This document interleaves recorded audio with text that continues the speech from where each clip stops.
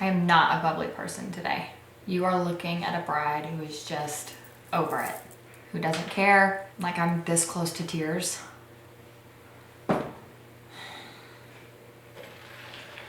like so over it. I'm drinking sweet tea, which I haven't had in like 4 months.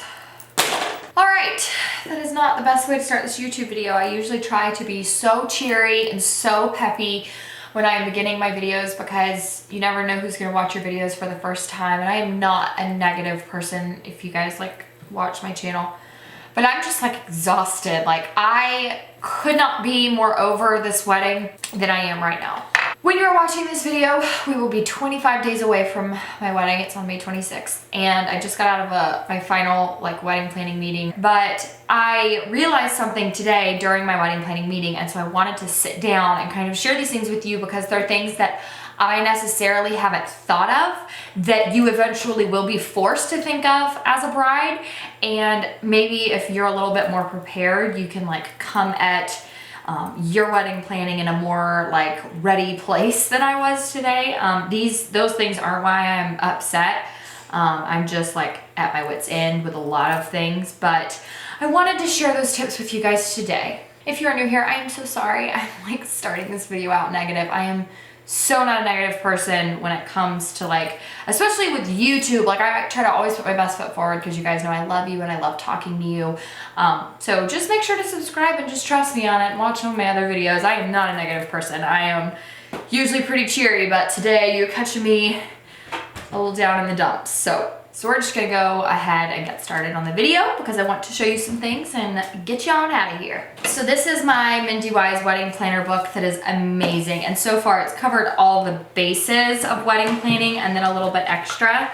But there's just a lot that goes into wedding planning. So quickly, you can just see this thing on the top is the, this is, how many pages? It's 1, 2, 3, 4 pages. This is like our actual timeline for the wedding that my day of coordinator sent us. But this is the full packet of stuff that I had and or took with me today to the meeting. So this is the floor plan that my venue coordinator gave me. And then this is the floor plan that I came up with. I am an interior designer, and so I have access to AutoCAD, so I like made my own floor plan for all the tables and stuff, and then wrote some notes on there today. So that's something I took to the meeting.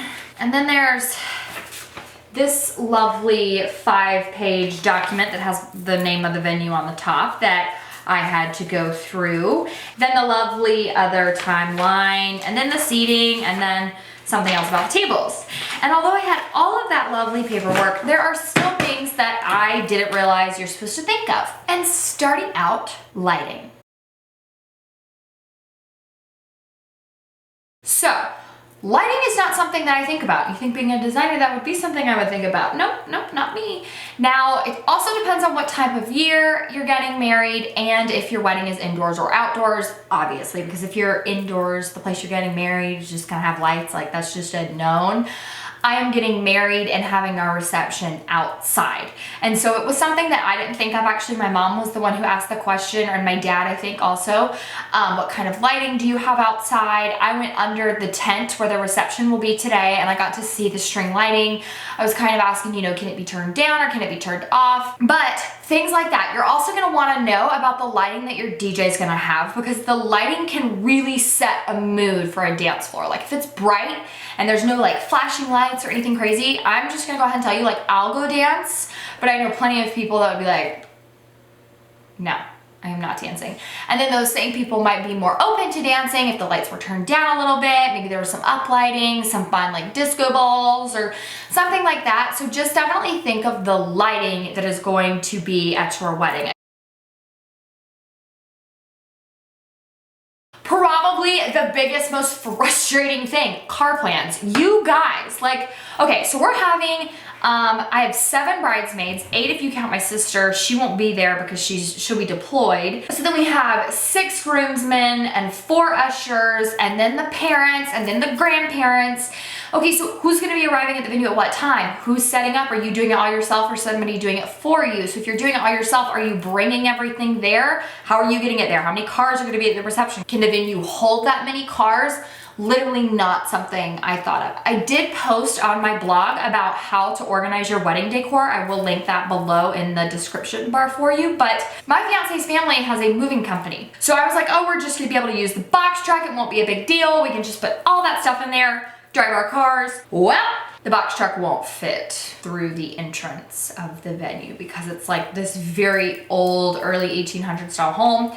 It has very narrow entryway and exit, and then there's no other access to the venue from the road. So we can't use the box truck. Just things you don't think about because our venue also has limited parking. And so like if you have over a certain number of cars, we have to get a satellite parking lot, which is just like, oh, nobody wants to do that. So car plan, come up with one. Who freaking knew you had to figure that out, right? Will your caterer stay until the event is over? Now, I was kind of like, what kind of question is that? Shouldn't they? Depends. We're renting the physical bar from our caterer, but that's it. So they're supplying all of the non-alcoholic drinks. So if they leave, are they gonna take those with them? What if they leave before the reception's over? Then all we'll have is alcoholic drinks. And people who don't drink, who wanna hang around, aren't gonna hang around. Things like that, like who will stay until the very end is very important, specifically with the caterer, because things like that, like if your caterer leaves before the reception's over and they wanna take all those non-alcoholic beverages with them, like, are you screwed, or do you have it worked out that maybe you can, you know, bring all of their like glassware and all that stuff to them later? Really don't even still, I guess I'm just gonna have to ask the caterer. I should have just eloped.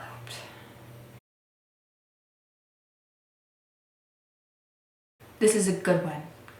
Do your centerpieces make sense? Now hear me out. I'm having a formal wedding in like the late evening. So formal weddings, they're set at a certain time. The sun will be setting. We can have a more like candle-esque reception. But like if you're getting married at 2 o'clock in the afternoon, why you don't have candles? Because your reception's gonna be over at like 7 in the summer. It ain't even dark yet. So things like that, you're really gonna wanna make sure those make sense. If you're in a hall that has a certain amount of lighting and you're gonna want more lighting, you need candles. Do your centerpieces actually make sense? That's a big thing. Don't just be like, oh yeah, it's pretty, it fits my theme, let's go with it. Actually think about what your centerpieces, like the purpose that they will serve. And that's the interior designer in me that's like, yeah, it's a centerpiece, it's meant to look pretty, but we're able to have candles because we do want the tables to be a little bit more lit, kind of have that little ambiance of like, oh, we're fancy when we're really not. And so just think about things like that. Just use your noggin, ladies. This was something that was so hard for me, an officiant script. A lot of people, if you hire an actual officiant, like from a service, they'll have their own script. If you're having like a very religious ceremony that like a priest or a pastor or whatever you call them is performing, they're gonna have their own script. For me, I'm having my family member, my uncle, do it, and I literally had to like come up with his whole script by myself. Go ahead and Google officiant scripts. You get all kinds of wacky stuff. So I finally found like multiple pieces that I put together, and it was really cool for me to sit down and make the script that my uncle was going to be saying on our wedding day, because I got to really make it about Sam and I and the things that we like and the things that we want and the things that we definitely want included in our ceremony. But it was also really time consuming. Like I think it probably took me like 4 hours from the time I was like, okay, I need to figure this out, to the time that I was like, cool, it's done. Because you're just gonna have to look up so many different things. And do you want a little bit of religion? Do you want all religion? Do you want it traditional? Do you want it like way out in the left field? Do you want to say your own vows? All kinds of things. So officiant script is really need to be something that like you think of. Don't get the day before and then just like assume that your officiant's gonna show up with a script. And also don't get there and just assume that they're gonna have a script that you like. It's your wedding, and That is something I am like totally dumbfounded by, is like when I see wedding planning books, like this particular wedding planning book that I love is like, you need to make sure that's okay with your officiant. Let me tell you something. You are officiating my wedding, not the other way around. Make sure that what is being said at your wedding is okay with you. It aligns with what your views are, that it's religious or not religious enough for you. Like, just make sure that it's about you and it makes you happy and it like actually makes sense for your marriage. Just doesn't make any sense. Officiant script, apparently something you gotta think about. And finally, something I actually made a video about: wedding signage. This is probably one of the most frustrating things for me as an organized planning OCD person that other people don't do. Now, I did, like I said, made a video, post it right there, but I get really frustrated when I go to weddings and there's nothing anywhere that tells me the order of events. Like, I wanna know when your cake cutting is. Make sure I don't miss it. Make sure I'm not in the potty. Make sure I'm not over at the bar trying to get a little sippy on something. You know, give me a timeline. Let me know what you're doing. Because also, if you're trying to have this party go till like 2 a.m. and I'm an old woman who's trying to be in bed by like 11, let your girl know. Try to get your wedding signage on track. Make sure you got everything good to go, because I knew that talking to you guys would cheer me up. I started this video and I was like, I cried a little bit. Like, I had to pause the camera and cry a little bit because I'm just like so in a frustrated place right now. But it definitely cheered me up to talk to you guys and kind of share just the last few tips and tricks with you guys. I do not think I will be filming any more wedding series at this point until the week after the wedding, because I'm getting to a point where I've kind of shared everything that I can share.